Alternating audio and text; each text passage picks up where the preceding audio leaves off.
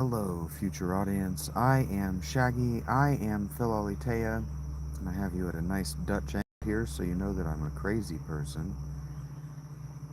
I am homeless. I live in a tent. I am a monastic. I could escape this life if I chose. Homelessness before. This is a challenge that I'm enjoying every day. Some days more than others, some aspects of it more than others. But I am Shaggy. That means I'm a Shaggy dog storyteller. And I draw from my life to tell stories, like every good storyteller should. And then I borrow from the other myths and motifs that I am aware of and that you should know for a common ground to anchor my life, my stories, the morals that I'm trying to express, the teachings that I'm trying to bring to you in parables effectively. And so there are people who've done what I'm doing before. You've heard of them. You've heard of their techniques. And I am Philalitheia. Philalitheia means I'm a lover of truth. It means I'm a speaker of truth. It means I'm a seeker of truth. And I made a little short today where I said that nobility were expected to say gratitude. And now that's a weird way of saying that particular sentence, saying gratitude. Hello, and thank you for the like. Um, that's a weird way to say that sentence. And so you might hear me catch myself. I say, catch myself, gratitude. And so my initial framing of the sentence is I was going to say thank you. Clearly I was going to say thank you. And then I chose to go back to the word I was using, gratitude, without changing the verb. And so you might think, well, the way that's usually said is express gratitude, and that Shaggy just got caught up on his idiom and chose to not correct himself. But no, what I did is I chose to use an Anglo-Saxon verb rather than a Latin verb. So the Latin verb express is Latin, and it is two syllables. So but it's also, I think those are called phonemes. I'm not sure on the nomenclature yet, so just work with me here. But you got a prefix, and then you got a word with express.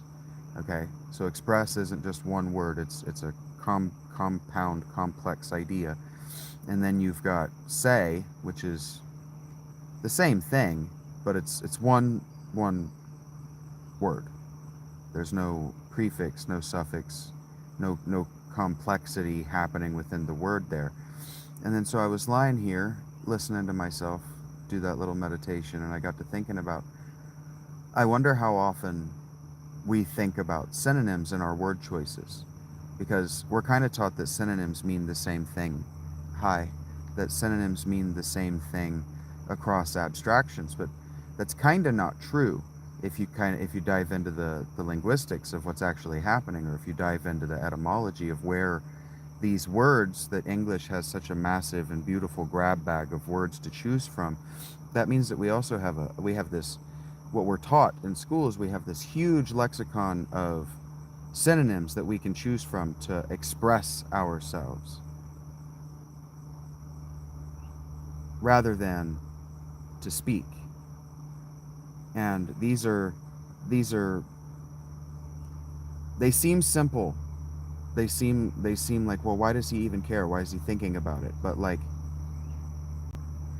at its root, express is a Latin word. And so if you're not fluent in Latin and you didn't grow up around people who speak a lot of Latin, then it's not that you're behind the curve, it's that you don't fully know what you're saying. Whereas that's actually kind of what I mean, even with express. Like with express, if you don't understand what the X and the press mean when they're combined together, you actually don't know what you're saying, right? So you know what you're expressing, right? So what does that mean? Well, I don't know what the press there actually means in Latin. I don't actually know. I didn't look. I didn't do my homework, because what would have happened if I'd done my homework is I would have opened up Gemini, I would have asked Gemini, and then I would have argued with Gemini about the consensus. And that's not what I'm trying to do today. I need to do laundry and I need to make a few bucks. And so I need to personally feel like I've done some work on myself, from myself, that I've expressed something that I think is important and valuable. And so the X there means out. X, any word that begins X means out of something, typically oneself. Express, extreme means outside whatever the treem is, and I'm assuming the treem is the normal boundaries. I can't think of any others. I put myself on the spot there. The press here implies, in my mind, grape pressing when you're making wine, but specifically when you're making olive oil, because we only know this very recently because of very recent archaeology and anthropology, but the Greeks did independently source their own wine before they had cultivated grape seeds, domesticated grape seeds. So what that means is, whether they knew that other people were drinking wine or not, they were gathering wild grapes and pressing them into wines. They had already been doing this with olives. Of course, they'd been doing this with olives forever in the Mediterranean. And so, I don't know if you know the process, but basically, you press them down under whatever, typically like your feet even. And when you're talking about wine, they still make wine by stomping on the grapes with your feet in those barrels. There was a video that went viral. You've probably seen it. Family Guy even referenced it, of a newscaster woman doing it, stomping on the grapes, and she falls out and she makes a horrible noise as she's lying on the ground in very real pain, and nobody does anything for her. And so what we did was make fun of her.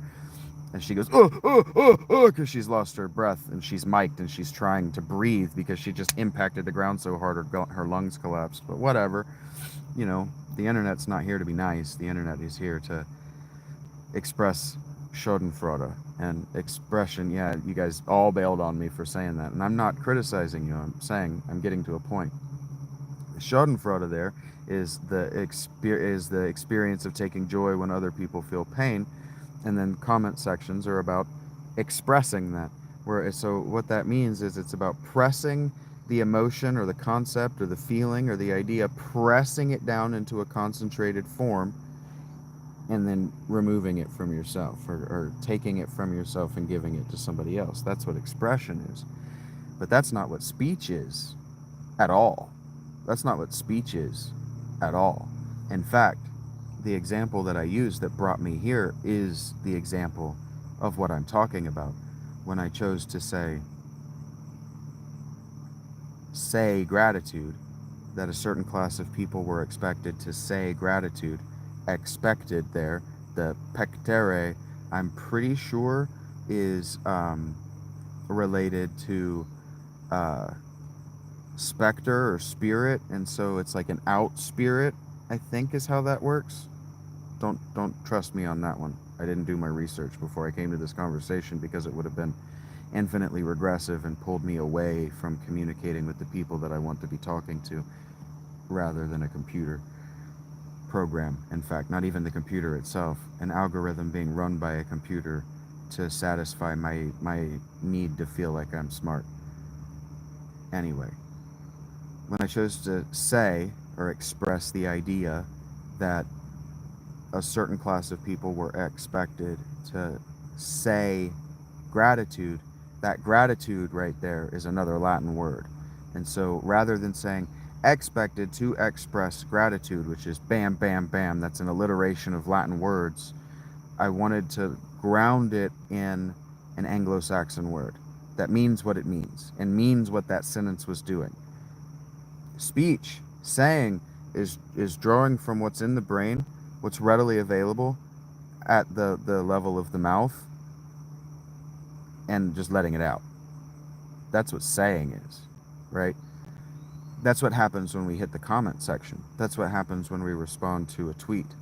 without scrolling up and re-engaging with the context of what we were talking about. When we just speak our feelings, when we just voice, right? When we just say what we're thinking, we very rarely thought about what we're about to say, right? We very rarely pressed it into an oil or a excuse me, potable form. Potable here meaning potable, meaning a form that you can put in a pot and put a lid on and then carry from place to place, expecting it to not go bad inside the pot.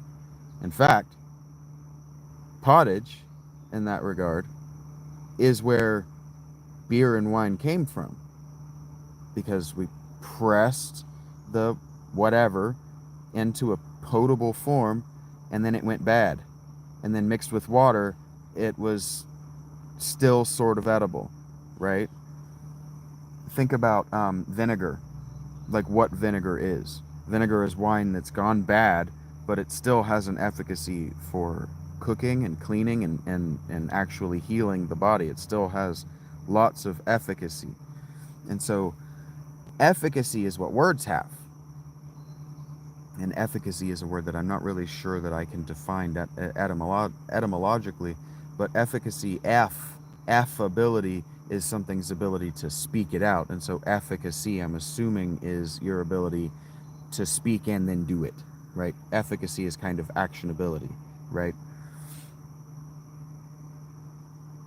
Veracity, truth. There's a sustainability there to the concept behind what you're saying. And that's what a word is. Words have that. Like words have they have a concreteness even in their wild abstraction. No two words between any two people without first agreeing on what the word means by sharing their definitions and then coming to agree on definitions. That right there is the definition of consciousness, by the way, from Thomas Hobbes, where the word entered the English lexicon. Consciousness is actually where two or more people, but really it's three people or more, agree on something. That's consciousness. All right, we agree to be thinking about this thing. We have con-science, con-knowledge of the topic. Con is with, not against. Letters are not really symbols, though. Letters aren't really symbols. They used to be letters are placeholders. So letters are icons. Symbols mean more than one thing at more than one letter of abstraction. Letters are characters, okay? A character is one thing. A character is one thing. So an L, when you spell that word letter, those letters don't mean anything else. Those characters don't mean anything else. The L doesn't mean 5, the E doesn't mean 4, the T doesn't mean 27, the R doesn't mean F minus 17, right? They mean what they mean. That's why ciphers really tricked people. They really, really got people bad until the 20th century, like the Enigma machine, because letters don't mean anything else. And so that's not what words are. That's why the word spell has actually not changed from its original abstraction, its original meaning. Etymologically, to correctly spell a word actually does mean to correctly cast a spell. And the cast there is the same as your fishing line. It's the same as expression. Expression and spell casting are exactly the same thing. And that's why the words matter. And so when you're talking about letters, when you're talking about spelling, and when we're talking about agreeing to be conscientious and to have consciousness and to agree on standardization of spelling, what we're talking about is making sure that we're channeling the correct gods, that we're casting the correct spells every time, that we're not being fiddly in our use of the language. So the letters aren't symbols at all. The letters in an alphabet aren't symbols at all. Hebrew is, symbolic in its language use and its character use, because its characters mean numbers. Those are symbols. Its characters also mean different aspects of the divine Godhead. Those are symbols. But that's not an alphabet in the strictest sense of being letters, right? Because Hebrew was developed out of Phoenician, which was developed out of the pictographic symbols that were being used across the Mediterranean, especially in Egypt. Cuneiform isn't symbols. Cuneiform is wedge shapes pressed into clay that mean sounds. Those aren't symbols. So a symbol would be a crucifix on a necklace, a cross on a necklace. That's a symbol because it means more than one thing at many levels of abstraction. It means things about the person wearing it. The letters that you write, even your ellipsation here, the way that you ellipsate incorrectly, it doesn't say anything about you except your familiarity with the language and your education. That's all it says. They're not a symbol of anything, but they're an indicator of plenty. And an indicator is kind of the opposite of an expression. An indicator kind of is like what your expression or how you express yourself says about you. Letters aren't symbols. But thank you for the question. You can kindly hit my Cash App for answering it with new insight. And so synonyms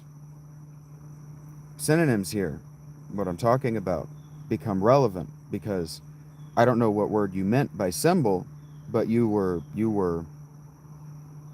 fiddly in your language. You were inaccurate in your language use because you grabbed for a symbol, or a synonym rather, because you thought a synonym was good enough. A synonym will say what I mean, but it won't, because you haven't taken the time to compact your sentence into exactly what you mean and then give it to me to open it and see exactly what you mean by your question. But that's okay. That's what I was talking about. Actually, when you hit me with that, was exactly what I was talking about. These aren't negative criticisms. I see you coming in and out, and it might be about my connection, but it might also be about the fact that it seems like I'm being negatively critical of my audience, which isn't happening. Um, I'm using the examples I have in front of me to talk about what I'm talking about. And so synonyms become important because synonyms aren't always what you mean. Synonyms aren't always what you mean. And so I think very frequently about, I'm pretty sure it was Yogi Bear and the Spruce Goose, actually. Whatever, it was one of the Yogi Bear movies, and I'm pretty sure it was the Spruce Goose, but it was a compilation of all the Hanna-Barbera cartoon characters getting together and going on some adventure. Pretty sure it was the Spruce Goose. And anyway, when they get to Quick Draw McGraw's universe, and it's so funny to me, I had to just take a second. Like, I'm listening to, I think it was last week's episode of Neebs Cast, the Neebs Gaming podcast.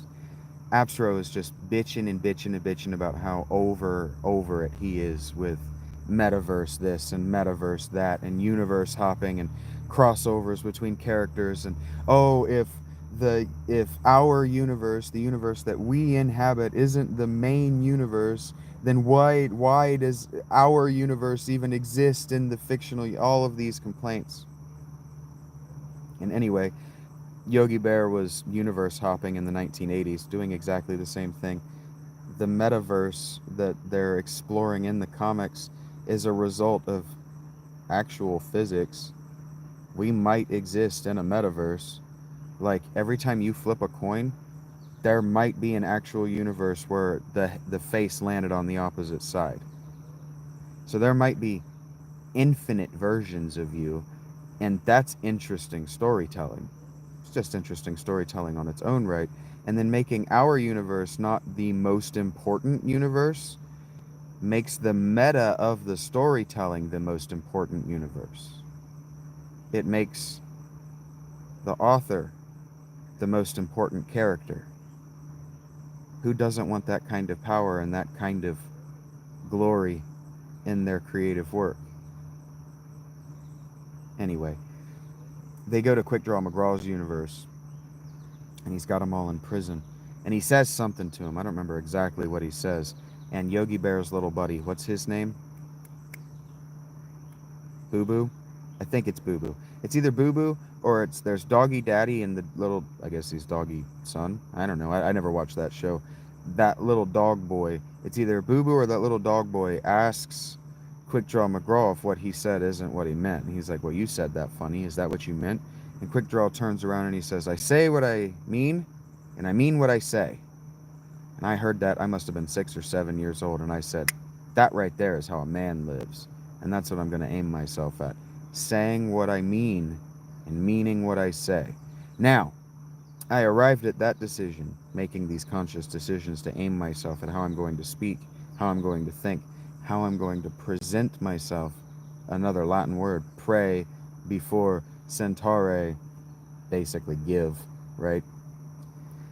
Sinned. I'm probably wrong on that. I didn't do my homework because we would have gotten trapped in an infinitely regressive cycle where I never got these 5 likes. I never got this cycle of people coming in and going, nope, don't want to watch this guy. Hi, I'm good with that. Kind of lost myself on presentation, but I got to that point because when I was 4 years old, when I was in preschool, I guess I used to be a chatterbox. Can you imagine that about me? The kind of person who can just talk and talk and talk and talk and talk and talk and talk and talk and talk and talk and talk and talk and talk and talk and talk and talk and talk and talk to nobody. I couldn't imagine anybody thinking that I might have been like that once in my life. I'm not even stoned yet. I'm talking to you so I don't use up all my resources because I need to bring in some income before I spend any more money. I actually have to. I'm critically in debt. I got to find $50 to get my debt back under control. I'm going to get $40 on the 9th, but I'm going to be out of weed by the 9th. So I got to make some money here. Anyway, synonyms, presentation. When I was 4, I guess I was a chatterbox because my dad bought me this book about a character named Chatterbox. And all I remember is thinking, he must think I'm a chatterbox. I should probably be paying attention to what the moral of this story is, but I'm kind of offended that my dad can't just tell 4-year-old me, you're a fucking chatterbox. Like, is he that afraid of me? So, my issues with my dad began at 4 years old, where I began to, question whether I should respect his masculinity and his authority in the household. Began early, because he wasn't in it early. So anyway, I can remember him very clearly. I guess I was a chatterbox, telling me at one point that I need to just stop before I speak and know what I'm going to say and then say it. Just good advice. Maybe not to a 4-year-old, because it shut me up. It had the intended effect. It shut me up for 30 years, give or take. I just took too long to speak, and so the moment passed. And that's what he wanted. Just fucked up. But I'm past that. I reconciled that by the time I was a teenager. But that's kind of the difference. It's saying, which is what this is, and what that video where I chose not to say express and I chose to say, how we got here to my thinking about synonyms and expression.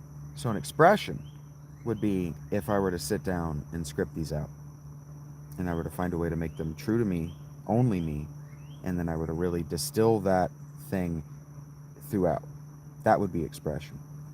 The self-expression here that I'm actually doing is taking these stories that I have distilled and I have worked on really well, like my father telling me that I need to know what I'm saying before I speak, taking the story and the moral and how I've used it in my life to make me maybe better, maybe not better. The people who like me like this about me. The people who come in and out of my life don't, and that's okay. The 5 likes are a nice reminder that, hey, you said something that we liked, you did something that we liked, we approve of. And so it's nice to find approval for expressing myself, for sure, because that's something that, I'm not trying to beat the authenticity track. My guy, thank you for that like. My guy, Magic Shadow, I really need to learn his handle. I don't watch his stuff as much as he watches my stuff. He's on TikTok, and I use TikTok to research what people are actually like, and what young people are actually doing with their lives, and he's using TikTok to reach them where they're at. And so he's on TikTok because he likes my authenticity on some level. He likes my talking about it and living authenticity, but he doesn't like that I only talked about it to my Patreon subscribers, $10 a month or more.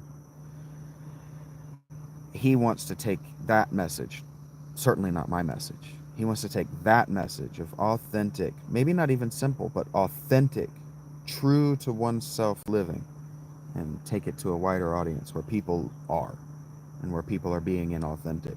YouTube isn't so much about being inauthentic.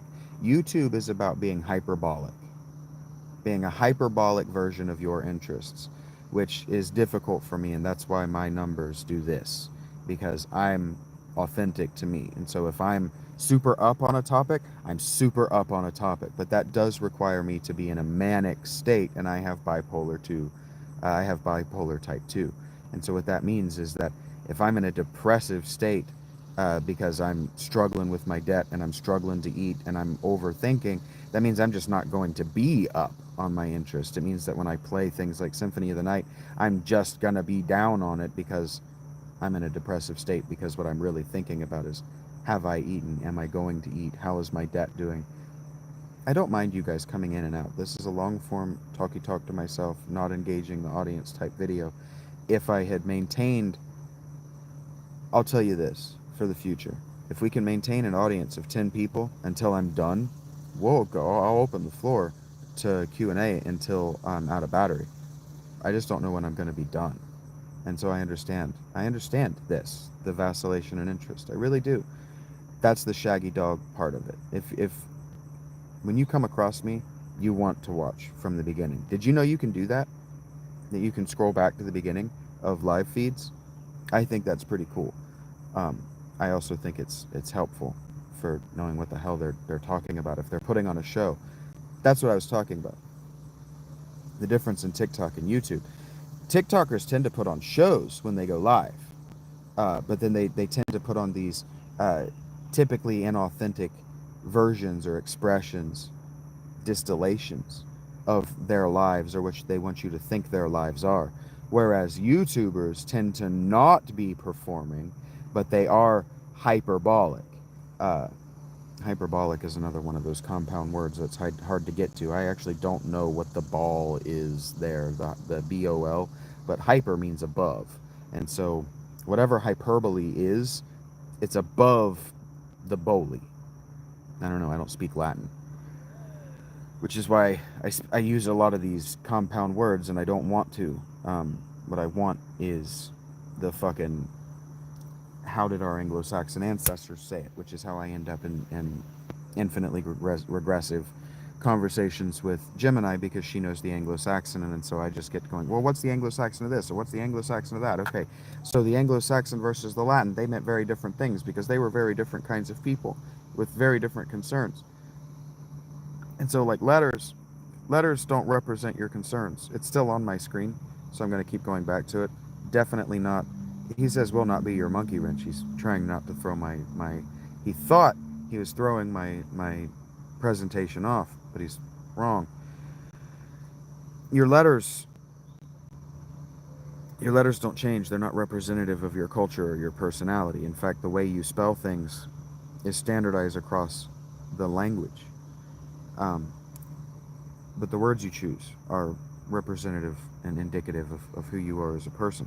And they're representative of the words you know, they're representative of the words you've heard, they're representative of the concepts that you've brought into your life, and they can be indicative of your mastery of all of those things, which people don't want to hear. People are absolutely going to turn away when I say that. They're going to be like, oh, cool. The words that I say, they speak more about me than just what I'm saying. And then they go, oh, but they also say they contraindicate my ignorances as well. And people are going to run from that. They're not going to want to hear that because there's no hyperbolic positivity that there's a mosquito flying around in here and it's going to die soon, but it is distracting. There's no hyperbolic positivity that you can take away from that. But I'm not trying to be a teacher. I don't think of myself as a teacher, even in a teaching role. I think of myself as a coach. And so my buddy Madge has this idea that I'm not a part of his church. I'm not a part of his cult. But he engages in mine. But mine is about getting cult leaders together so that they can intra-communicate and have better ideas. Because I think of myself as a coach, and what do head coaches do? Head coaches get coaches together, and what do those coaches do? They coach the players. And so anyway, what do the players do? The players go and win based on how good that head coach is at his job, how well he has coached his coaches to coach his players. And so I'm trying to coach. I'm trying to coach coaches of human beings. I'm trying to coach parents. I'm trying to coach civic leaders. I'm trying to coach individuals. Whatever it is, I'm not a teacher. You understand? I'm not here to broaden your lexicon and teach you how to use words. I'm here to coach you that, hey, if you're using a word you don't understand and somebody does understand that word and they hear you use it and you've just contraindicated your ignorance of that word and the breadth of its meaning and its abstraction, I can help for $10 a month or more. But I'm not going to do it in public because I'm not here to undermine your work and put myself above it. You see? I'm here to make your work better so that I can relax and watch it. I like to watch the first 5 or 10 seconds of Madge's work. This is me confessing. I like to watch the first 5 or 10 seconds of his work where I can see that he's getting engagement that's not me, and he doesn't need me to step in and get people to engage with him. That's the difference in TikTok and YouTube as well. YouTube and its audience are looking for people to be hyperbolic expressions of success because they know that putting on a YouTube video is expensive shit. So they don't like people like me, homeless people who are doing it with, this is the bare minimum. My phone is expensive, but I didn't pay for it. It was paid for in abuse and by abuse and whatever, continues to be paid for, sort of as retribution, not from me, sort of as a apology. Anyway, and the stand and the microphone that I'm not using for whatever reason, because it picks up I want this mic to pick up the sound outside, and I'm letting those batteries rest, and I wanted this video to be a little lo-fi because this video isn't for Mr. S. I do need other investors. I do need other people in my life who need help and are willing to pay for it, frankly. Because you're going to pay for it one way or the other. You're going to pay for it one way or the other. If you ask for help, you're going to pay for it one way or the other. You understand that even I, standing here, if I were to just hold out my hand and say, hey, go fund me, I'm homeless, I'm trying to find a recurring income, I'm going to pay for it one way or the other. And the way that I'm most likely to pay for it is in trolls and abusive comments. And then my which is fine. I take that face. I learned that face, this dismissive face. I learned that from comedians and rock stars. And in the last week or so, I was lying here I'm saying this to the future audience. I was lying here thinking about how I didn't have anything to say. And I need to go live to know what I'm going to say, because each of these thoughts untriggers another thought, untriggers another thought, untriggers another thought. That's why it's the Shaggy Dog format. And what you're supposed to do is pay for my beers and tell me, hey, we liked that part. Talk about that. Smoke your weed. Here's $10. Go eat lunch. Talk about that. That's how this works. For the future audience, for those of you who are here right now, kick back. Scroll on. Do you. I learned that dismissive face from rock stars and comedians. And so in the last week, I've found myself accidentally observing rock stars and comedians explaining that. I don't know why I watched it. I'm annoyed that I spent so long with Bill Maher. I'm annoyed that it just ends in mid-sentence as Lars is talking. But I watched an interview with Bill Maher and Lars Ulrich. And I was appalled that Lars Ulrich was the emotionally mature person in the conversation. But Bill Maher kept making that face about you and me and YouTube comments and watching their material on YouTube Music, for example, kept making this, well, they're just people. They're not me. What do they know? And so when I said my analytics, I meant my subscribers, and I made that face because I was making a stupid face because I forgot the word. But I learned that face, and I'm realizing what you see because I just saw myself make it, that what that face is utter dismissal of your opinion, regardless of whether it's good or bad of what I'm saying. And I feel that, but not with that face. I feel it more with this face. That's okay.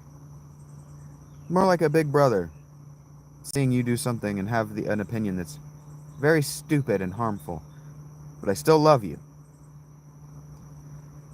Because against my better judgment, I do still love you. But I don't think of myself as above you. I don't think of myself as the rock star standing on stage. If I'm a rock star, I'm a rock star of indifference to what you think matters. And who deserves praise for that? Nobody. Who deserves praise for making face all day long? I don't want praise for making that face all day long. I don't make that face ever on purpose as anything but self-detrimental. But the self-deprecation, self-detrimental, I'm trying to explain this to another friend who wants to be a comedian, that self-detrimental comedy isn't comedy. Self-detrimental comedy is trying to hide behind an ugly truth but make it funny. Don't do that. Why don't do that? Because that's psychopathology. You come to believe it, and then you live it. And so when you let a girl talk bad to you in your relationship, or you let your boyfriend neg you, right? You come to believe it, and then you start to project it onto everything you do and everywhere you are. And so like when you see people who can't look into their cameras, who are afraid of their camera, it's not because they're afraid of the camera. It's because they don't like what they're seeing. And they know that you're going to see it too. Well, I'm not afraid of my camera. Am I? Let's not be silly. I've sat here and done much more embarrassing things than the typical YouTuber in a lot of ways to condition myself to being embarrassed on camera. That's a lot of the reason that you're not on camera. Like, I'm here to encourage you to get on camera. Like, I want to watch your shit. I want to get to know you. Like, I posted that song by Jars of Clay, I Want to Fall in Love with You. And it's like, that's what I want. Well, that's why I quit reading Phaedrus for you. That's why I quit reading for you, is people think that I want you to fall in love with me. No. I want the parasocial relationship to work both ways. Ooh, that was a good hit. I'm a little stoned now. That's a good feeling. I want the parasocial relationship to work both ways, because it can easily work both ways. We are on the internet, and this barrier, this fourth or fifth wall or whatever, it's very thin. Very, very thin. So I make a lot of dismissive faces to encourage you that the thing that I'm talking about isn't as scary as what you think it is. But I realize that the face, especially with this stupid facial hair that I'm wearing, it just looks like a rock star. And I'm not a rock star. If I'm a rock star, I'm a rock star of humility, right? I'm a rock star of this isn't myself. I'm not being myself. Otherwise, this would just be Vincent Dennis, the Vincent Dennis channel. And it would be very boring. It would be very boring. No, this is Shaggy Philalitheia. I'm embodying a character here. So when I watch my buddy talk about, well, be yourself, be authentic to you online, he's also talking about being authentic to the creative persona that you've created for yourself, if that's what you need to do. Be authentic to your creation, and if you are your creation, then you are your greatest creation. And that's a work that I tell him takes every day. Every day. You got to pick something to get good at, and then you got to get better at it every day. Because if you're not getting better at it every day, if you're letting as many as 3 days, as few as 3 days lapse between getting better at the thing, you're not getting better at it. You're engaging with it at random.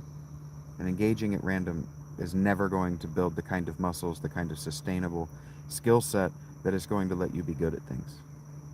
It's just not. And so um, that's what my live streams are about. I got on here to build something sustainable, not trying to make a quick buck. A quick buck would be fucking amazing. You can't imagine how quick my joie de vivre is going to return, and my uh, bipolar depression will become bipolar mania just from a tip that lets me know, hey, what you're doing is valuable. But they can't always come from Mr. S. It works, but it can't always come from Mr. S, because then I start to get defiant and the material becomes only for him, and then I'm railroading myself into a situation where he feels obligated, and that's not what we're about. That's not what we're about here at all. Obligation is not what I want you to have. I don't want you to have an obligation to be here. I don't want you to feel obligated.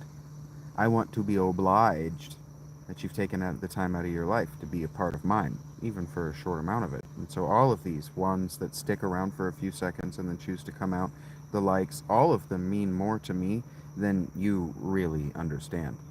Like, I was listening to, and it's fine, you can come in and out, I don't mind. They mean a lot to me. Like, I was listening to Bill Maher and Lars Ulrich talk about the size of their venues, and Bill Maher just, every time, every chance he got, he had to compare his venue to the venues that Metallica are filling up, and his little dick energy just got so overwhelming to me. He cared so much about the number of people that care about him in comparison with the number of people who care about Metallica. And it's like, man, I don't think there's ever been a stand-up comedian that could fill the kinds of crowds that Metallica can fill. Metallica can fill whole stadiums. Metallica can fill the kinds of venues that only sports teams can fill. Metallica brings a wider audience, a more paying audience than some sports teams. I would bet you right now that if we went and looked, Metallica probably makes more money per annum than the Cincinnati Bengals. They probably make more money in merchandise sales per annum than the Cincinnati Bengals. Metallica does. So Bill Maher comparing himself like, oh, but my venues, I'm still filling out my venues. Oh, they're not as big, but this little dick energy of caring about that stuff. That's why Metallica is so big. And so I'm not sitting here trying to tell you that I ignore that stuff. I don't ignore that stuff. I see every person that joins that has their account public. I see, and I if they have videos that they make, I subscribe back. Whether I watch them or not is irrelevant. I subscribe back and I will comment. And I will comment if they're good and if I like their material. But I see that stuff, but it's not because I'm small. It's because I'm mindful and because I care about my audience and their well-being. I care to know, okay, well, who is interested in the topics that I'm interested? What do they look like? What do their icons look like? How do they spell their names? Because they think that letters are symbolic of something. So how do they change the spellings around? Because parents have taught their children over the course of the last 3 decades that idiosyncratic spellings come with idiosyncratic personalities. So what do all these things say about the people that are following me, that are subscribing to me, and that are commenting? And what does it say that they're not asking me for specific things that they want? What all of these things? And so it just gets me to thinking, do you think about synonyms? And so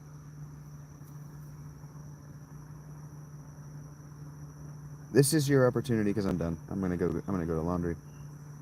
Go do laundry. But this is your opportunity now to hit up my Cash App or find me on Patreon for that $10 subscription and ask me how to improve your vocabulary. Because there are ways to do it. but I do it differently than other people. So if you want to learn about that, make it worth it to me.